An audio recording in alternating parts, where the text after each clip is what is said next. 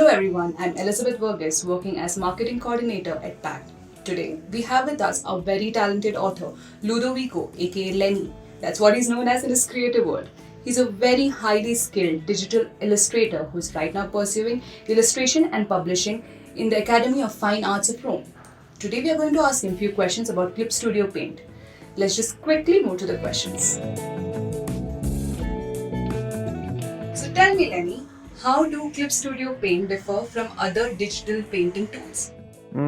I think that Clip Studio Paint is different from other painting software because it's a professional software that it can be used by multiple artists.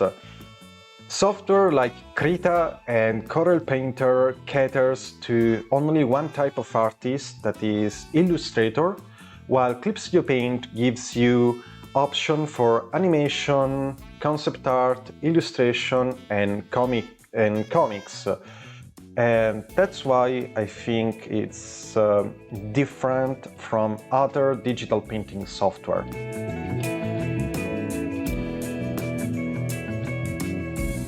How good a computer do you need to do a high-resolution digital painting without a lag?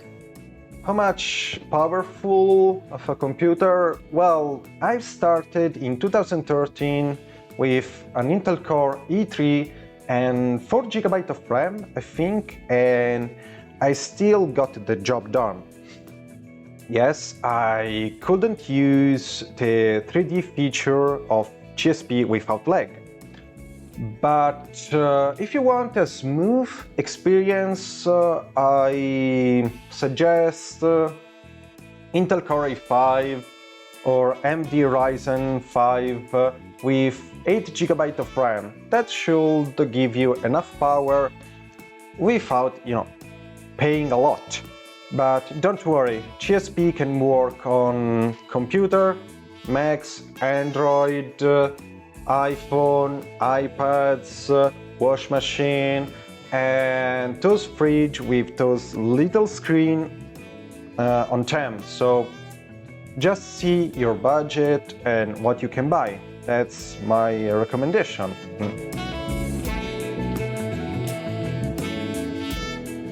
How did you come to like Clip Studio Paint for say over Photoshop or Affinity Designer? Well, it's easy. It's a professional software, as I said in the first answer, that was created from the ground up to be a digital painter software. While Photoshop, as an example, as the name implies, it was created for photo manipulation use, while the Affinity series, at least this is my experience, was created for graphic designer use. At least that's my feeling about it, and that's why I prefer GSP over other software.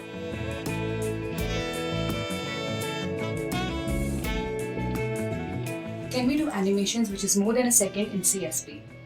Well, yeah, absolutely, you can. Just a little bit of disclaimer in this: Clip Studio Paint Pro lets you animate only 24 frames in total. So if you have 6 frames per second, you can do only 4 seconds of animation, while Clip Studio Paint X lets you use infinite frames. But yeah, you can do animations that are more than 1 second. Just to make an example, in Japan animation industry, they use Clip Studio Paint for the rough draft and the storyboard of their animation. So yeah, you can do it.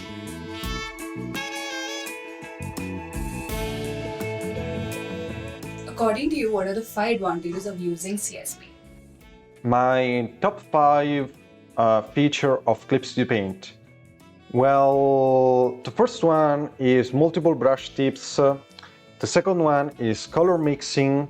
The third is integrated backup function. And the fourth one is how you can convert easily brightness to opacity. It's explained in the book on how to do it. The fifth one is the service you have with Clip Studio Paint, in which the community can help each others.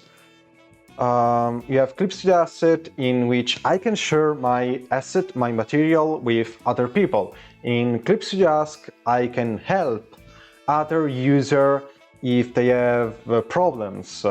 And I have Clip Studio Tips, in which other users give their tips on how to use Clip Studio Paint. And yeah, those are my 5 favorite things in Clip Studio Paint. What are the things we can create using CSP?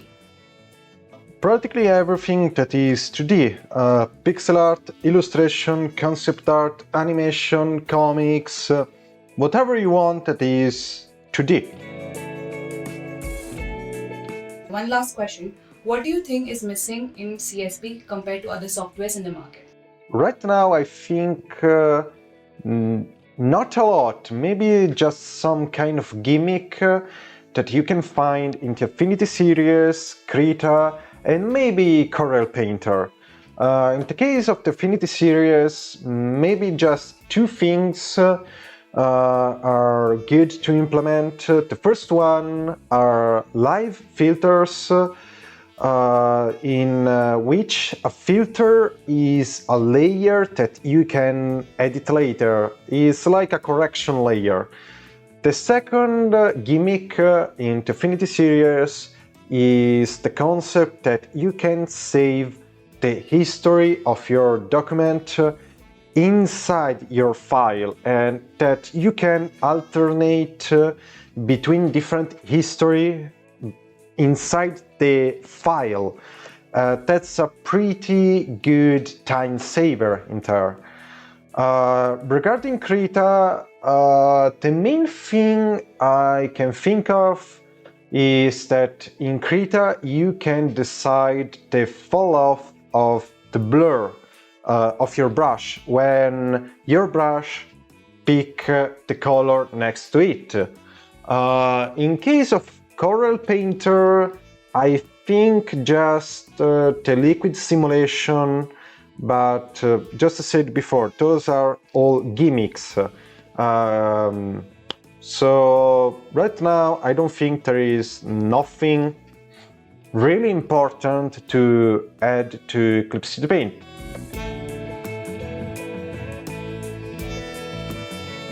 This is all the questions we could cover in this short interview. But if you want to learn more about CSP and become an expert at it, Packt has its new release, Clip Studio Paint by Example, from our very own Lenny.